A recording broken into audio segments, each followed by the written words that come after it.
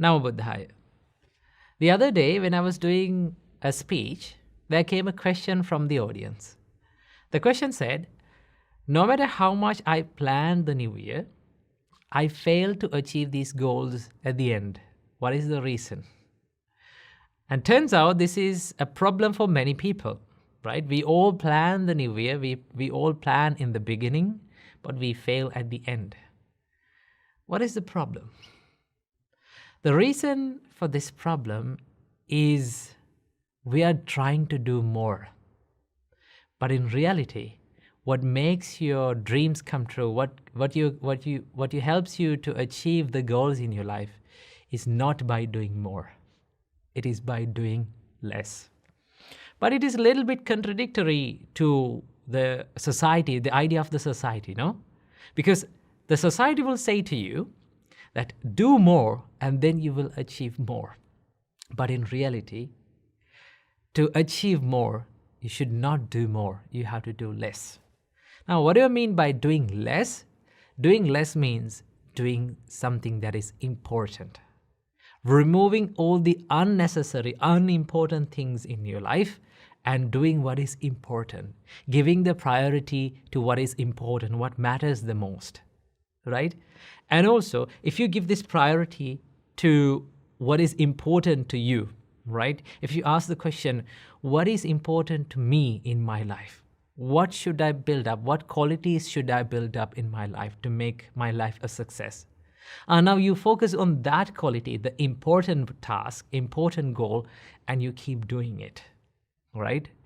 The reason why we fail to achieve the important things in life, because our important goals, our main goals, our crucial goals are covered with these unimportant things, unimportant achievements in life, which does not help us in the long run, okay?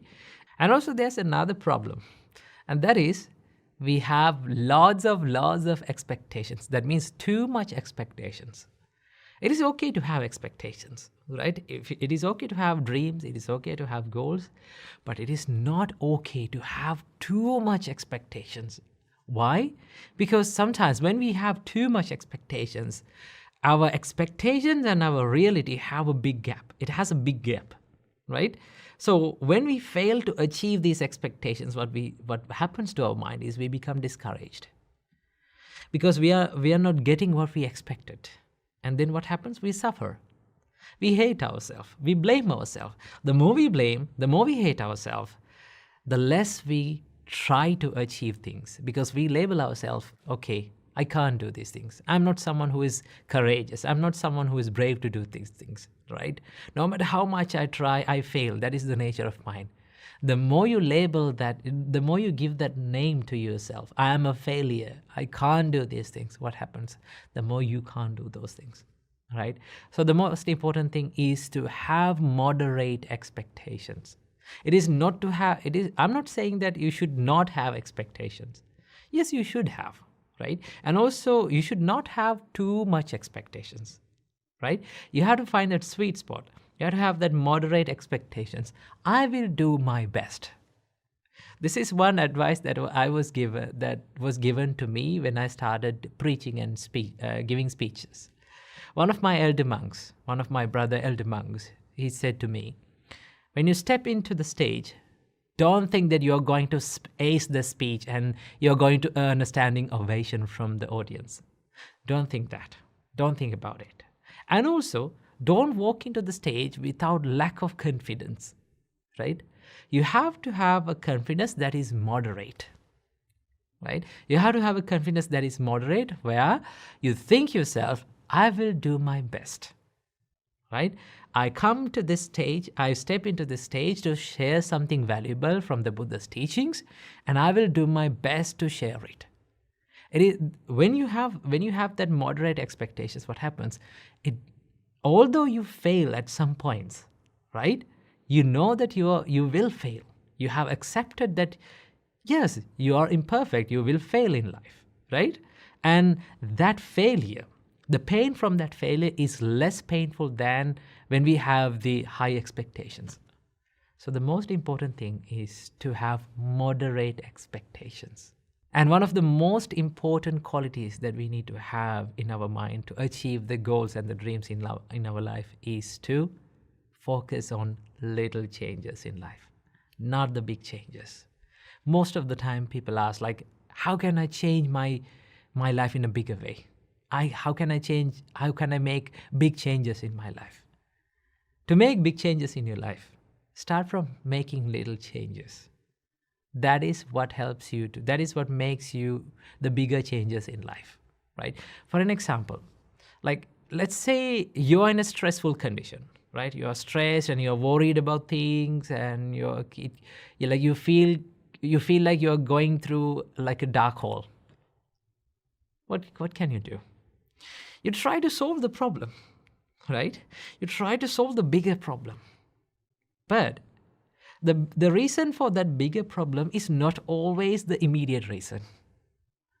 The reason for a big problem is not always the immediate reason. It is a series of problems, series of changes that had happened throughout our life, and it make that big change, big problem. So what do you have to do? Go into the roots of the problem. What made it change? What went wrong? And when you find that smallest mistake that made it wrong, you have to correct that. You have to make that correct and work upward, right? Let's say you feel a little bit stressed or anxious, or you feel the negative energy around you. What can you do to stop this? First, stand up, and then you can clean your surrounding, right? By cleaning the surrounding, it adds some sort of a positive energy around you. And after that, you can meditate a little bit. Clean yourself, clean your body a little bit, clean your clothes, right? Clean your surroundings. That positive energy will make a little bit of positive change in your life. And that positive change will lead you to make big changes, big positive changes in life, right? So one of the most important things is to focus on little changes, right? That is why in Dhammapada, the Buddha says, by degrees, little by little, from moment to moment, a wise man removes his own impurities, as a smith removes dross of silver or gold. Now, when a silversmith or a goldsmith, when he cleans the silver, or like a block of silver or gold, he or she can't do it easily, right? It takes a big time, right? It takes a huge time to clean this block of gold, right? In the same way, little by little, you have to improve little by little, right? So that is why I found this wonderful quote that I read recently. It says, learn a little bit, apply a little bit, improve a little bit every single day. Isn't that wonderful? Learn a little bit, apply a little bit, improve a little bit every single day. That is what we have to do. So I invite all of you to learn a little bit and apply a little bit and improve a little bit and change a little bit in this new year. So I wish you all, may all of you be happy and healthy. Namo Buddhaya.